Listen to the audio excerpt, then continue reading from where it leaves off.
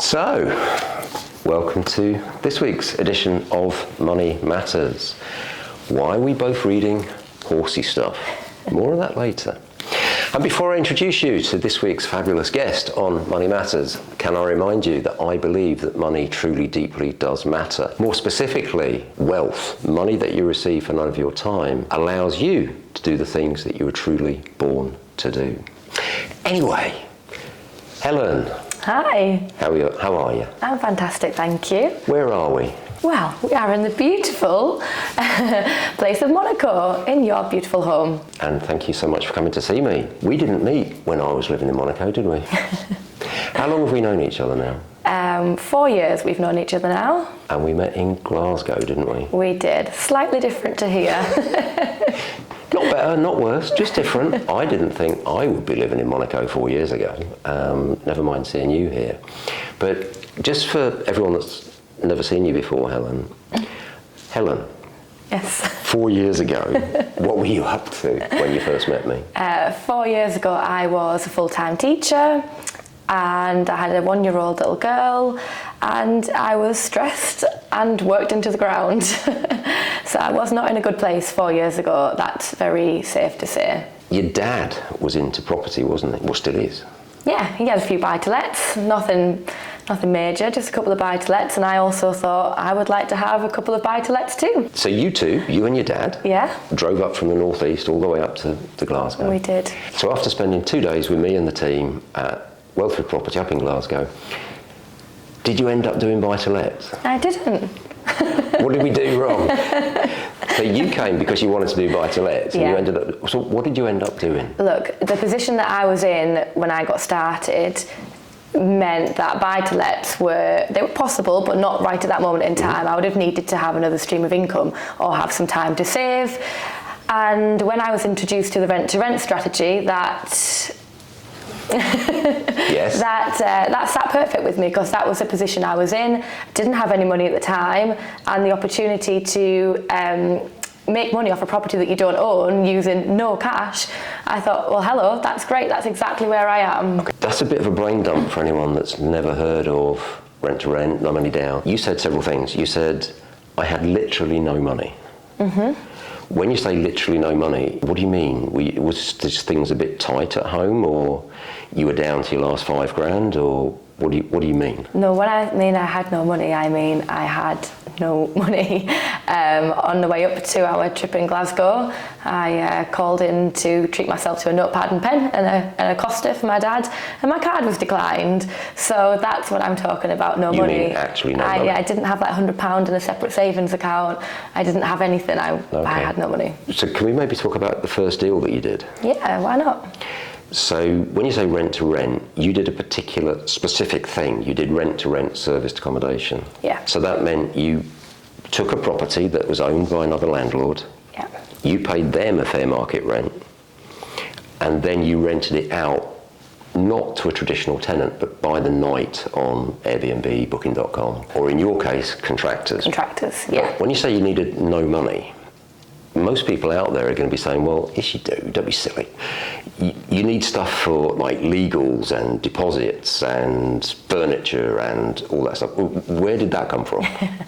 I negotiated a month no deposit on my first one, and which was great. To be fair, the rent wasn't very high, but at the time I didn't have the rent, yes. So that was important for me. So there was a little bit of tweaks that needed doing the property, so we agreed a month free for me to get it up and running. So not only no deposit, but the first actual month was no rent. No rent. And that might sound very weird out there, everybody in internet land, but if you're going to do a commercial agreement, now, as soon as Helen's company, because it wasn't you, it was your company that rented, yeah? Yeah. So Helen set up a company, and you might think, where'd she get the money for that? Well, £12 is what it costs for that. So, and it's normal in a commercial long-term contract, 5, 10, 15-year contract, and so if it's a company to landlord agreement, you can't do it on a normal tenancy agreement. Why not? The first requirement of a tenancy agreement is it's a person. So if you've ever heard anyone out there telling you, oh, you can just do rent to rent, and you can just go in, no, you can't, because if it's a company and it's in a normal tenancy agreement, the agreement's worthless. you've just agreed not to have an agreement. Helen was trained to do it the right way, and she agreed normally in a commercial agreement, if you're going to go and rent out to Costa Coffee for 15 years, Costa Coffee will say to you, I am going to spend the first 6 months getting that ready. I'm not paying you any money for the first 6 months because it's going to take me that long to get the shop ready. Many people are going to be thinking, well, where'd you get this landlord from? Was it, did you catch someone at a particularly difficult moment in time? What happened? So I took 200 numbers off Gumtree and Facebook, whereby they had properties for rent within a certain radius of where I lived or where I wanted to invest. And I got a virtual assistant to scrape all of the numbers off the online, and I sent out a fire text to them all. So one text message went out to all 200 numbers. I did my homework, did the full 200 numbers. And it was a very straightforward text message that I put on there. Love working with teachers. We set her homework, she does her homework. I did my homework. And didn't try and improve the process. So many people think, oh, that's a good idea. I'll just do this, I'll just do that. No, don't do that. Do what you're told to do. If there's a process that works, follow it. Yeah. But make sure it's a process that works from someone that's reputable, that knows what they're talking about, please. You followed a process. Yeah. Virtual assistant, someone that maybe works in the Philippines or whatever, Yeah. you presumably paid, I don't know, $5 an hour or something. Yeah, I think it cost me £8. I actually looked back the other day at my figures, and I think it's about £8 it cost me for it to scrape all of those numbers. And I actually read back the little text message that I'd sent as well. I managed to log back in and see what I'd sent. What was the total cost of that exercise? Well, just about £14. 14 quid. Yeah. And from that 14 quid, that's a message gone out to 200 landlords. I'm interested in renting your property. Yeah. How many responses? A lot of responses, actually. I'd say, well, maybe not a lot of responses in terms of how many I sent. It is definitely a numbers game. So maybe got about 15 responses, which led to one definite deal. And how long? And so that was 4 years ago. Yeah. Ish. How long did you manage to keep that deal for? I've still got that deal now. I might have known that. How much money does that deal make you every month? It makes me a nice profit. It ranges from, so when I first got the deal up and running, because I had my contractors booked in and then COVID hit, I actually was making over £3,000 a month on that one property. Whoa. 3,000 a month on one property that you don't own? Yeah, at that time, yeah. That's £36,000 a year. When you were working full-time as a primary school teacher, how much were you making? £24,000 a year. So you were making 1.5 years' money per year from one property yeah. that you didn't own. I didn't own. How sick does that make you feel? I didn't feel sick at the time. I felt great. Good. Because a lot of people say, oh, I feel sick, if only I'd known. I've wasted my time going to university. No. No waste of time. Everything happens for a reason. I'm a big believer of that. Okay. And it happened at the right time. That property on average now makes me about £1,200 to £1,500 a month. So, okay, so still maybe 15,000 a year or something. So it's still, that's all right. Still nice. Hence why I've still got it. Even if you'd done nothing else. 4 years later, you're now here in Monaco. We're looking at things like this. We are. In fact, which one do you want? Do you like horses? I do. Did you know that? Yeah. Do you want this one or this one? I would like this one, please. Okay, what have I told you about wealthy questions? Both. And. So you're more than welcome to have both. Thank you very much. Horses are a big part of your life. They are. But potentially even more importantly, they're a big part of Piper's life, yes? Mm-hmm. So tell us a little bit about Piper and what you're now able to do with your daughter. Yeah, absolutely. So Piper was 1 when I got set up. She's now 5, sorry. She's 5 years old. And I'm just able to spend the time with her. So the year before she started school, I thought this is my last year that I'm going to be able to go on adventures midweek and do whatever we want to do. So in that last year before she started school, I took a full year out. My businesses just ran themselves and I took a full year off to be on a yard with horses where she could ride, I was riding, and she had a little friend to play with, and we just did adventures every day. She took a year off? Yeah. So you shut down your property business and you had no money for a year? The property business ran itself for a year. See, this is what I'm talking about, everybody. A business is a profitable commercial enterprise that works without you. She sacked herself. Your job is to sack yourself, because Touchstone does not want to help you to make some extra money so that you can work 2 jobs or work a side hustle or do 200 hours a week or whatever. The purpose of a business is to serve you. You don't be working for your money, you want your money working for you. And that's why I love this example of what Helen did. I think it's beautiful that you took a year off. And it's those adventures and it's those memories that she's going to hold forever. If I'd have been teaching, that would only have been possible on a weekend, and then you're bound by busyness on a weekend. Yeah. I wanted to do that every day of the week. So midweek we would say, do you want to go off on an adventure in the caravan? Should we go camping?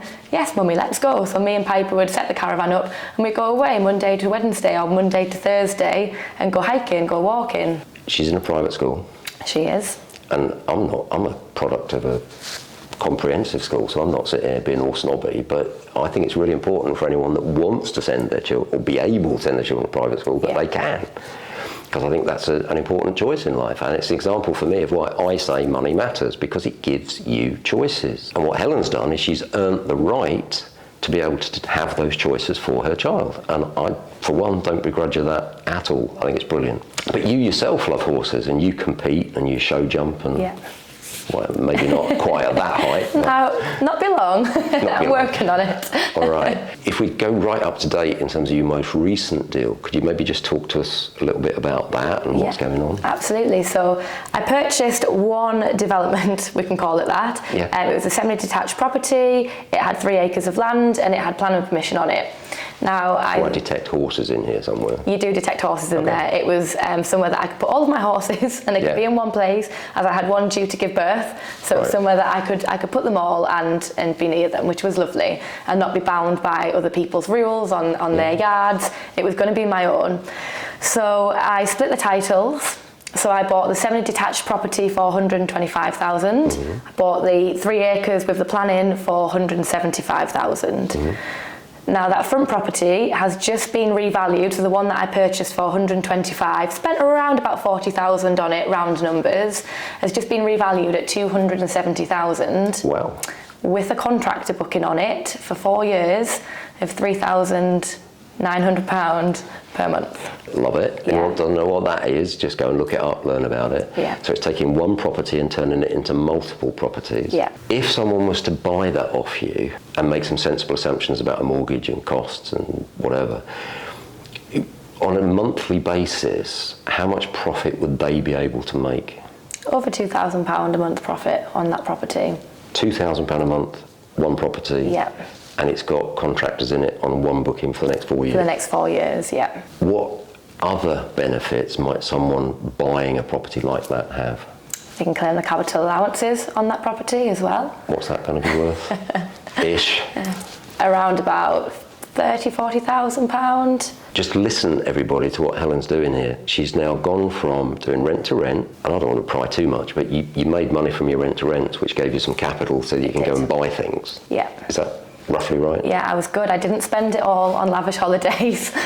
I put some aside and started to purchase. Just look at the sorts of deals you can do here.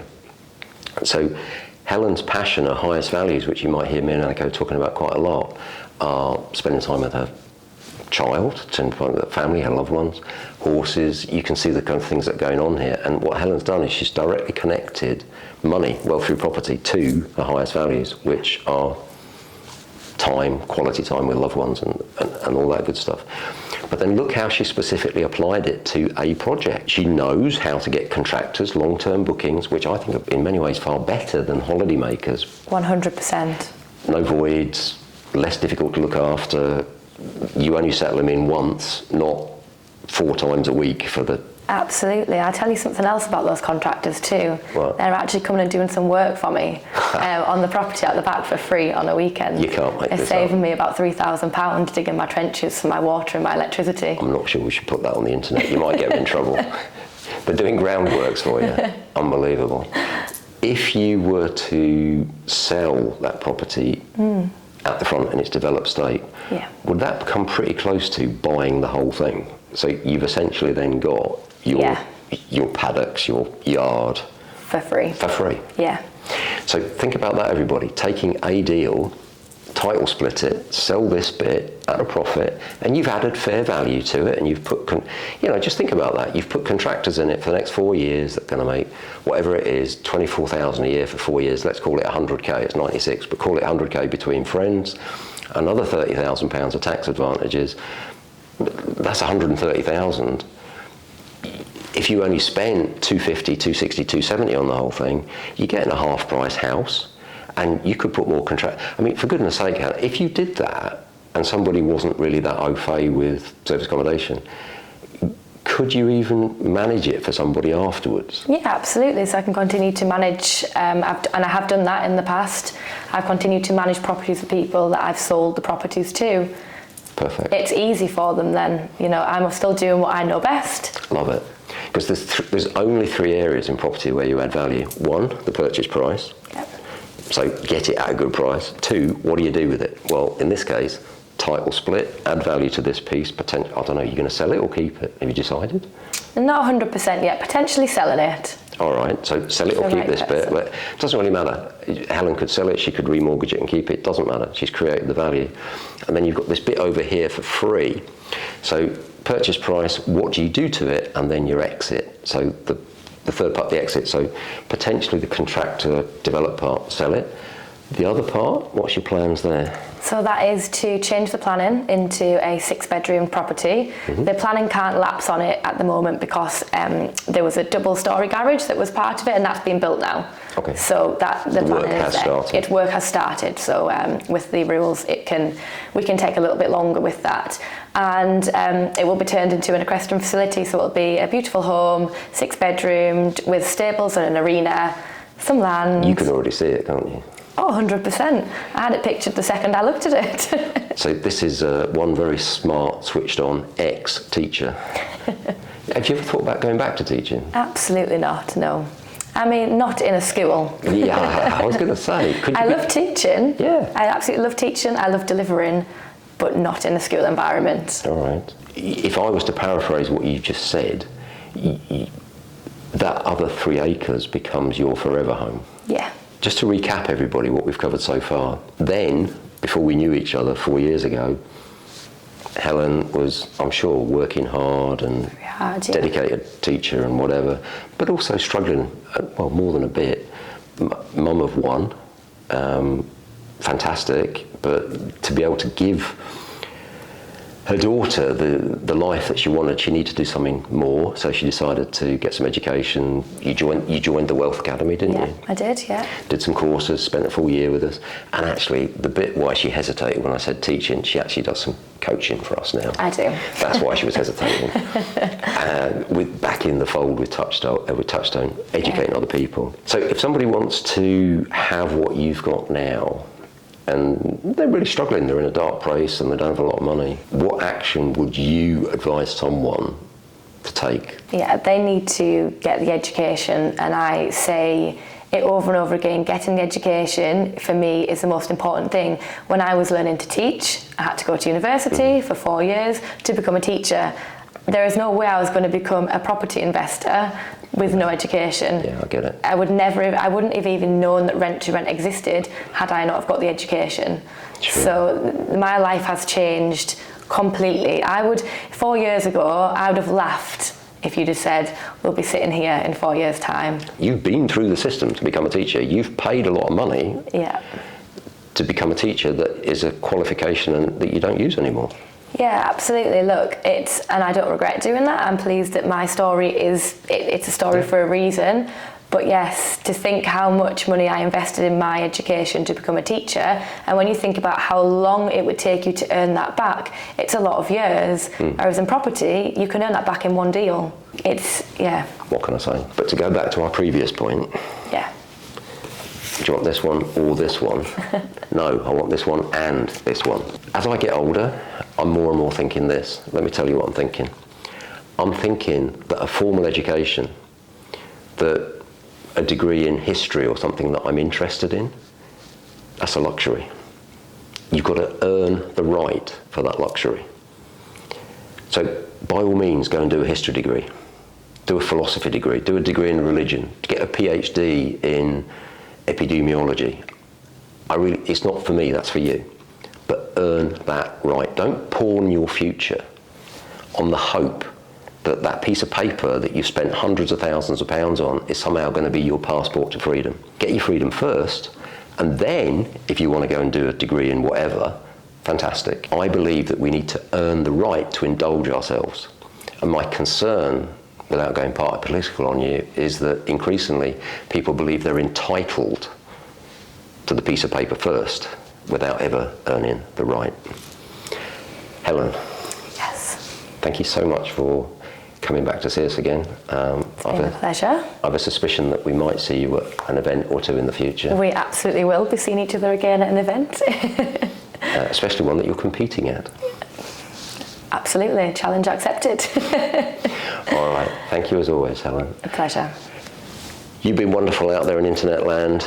I've been Paul, she's been Helen. We'll see you next time.